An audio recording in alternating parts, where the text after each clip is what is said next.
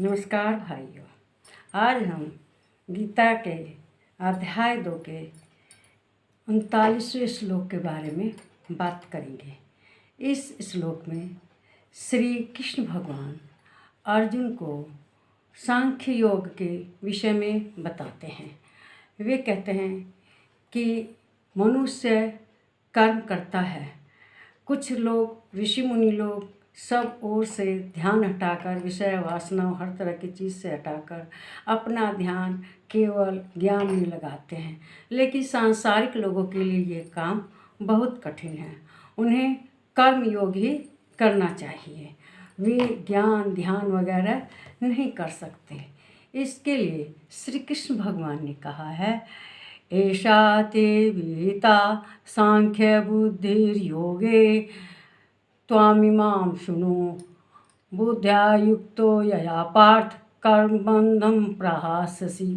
कहते हैं कि कर्म के बंधन में बंध कर जो लोग कार्य करते हैं उन लोगों को उसके शुरुआत में भी और लास्ट में भी कोई कष्ट नहीं उठाना पड़ता। ये जो ज्ञान है ये तो बुद्धिमान लोगों के लिए है, जो ऋषि मुनि लोग हैं उनके लिए है धर्म वगैरह।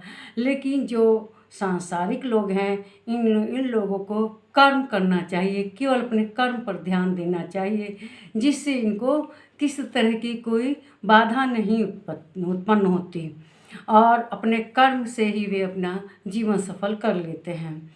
और जो बुद्धि से योग से जीवन जीते हैं वे लोग तो चारों ओर विषय वासनाओं से अपना ध्यान हटाकर अपना कहना भगवत कृपा के लिए दिन रात तपस्या करते हैं, जो कि सांसारिक लोगों के लिए नहीं है। इसलिए ज्ञान आत्मा को छोड़ो और अपने कर्म को करो। इससे आदमी का शुरू से अंत तक अच्छा होता है। इसे करने में कोई दिक्कत नहीं होती।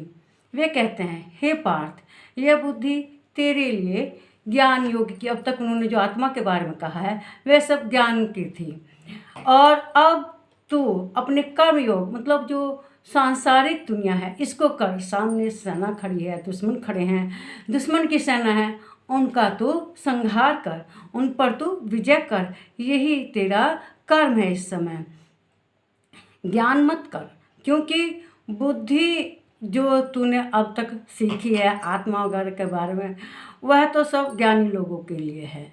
और तुम अब जो अपना कर्म है उसको सर्वथा हर प्रकार से मन लगा कर कर्म से ही मनुष्य का सब तरह से भलाई होती है, मनुष्य की भलाई होती है। तुम अब ज्ञान वगैरह त्याग दो, आत्मा वगैरह त्याग दो इनका ज्ञान, और अब तुम कर्म में लगो। तो इसे लाइक कीजिए और इस पर शेयर कीजिए इसको, और मेरे चैनल को सब्सक्राइब कीजिए। नमस्कार।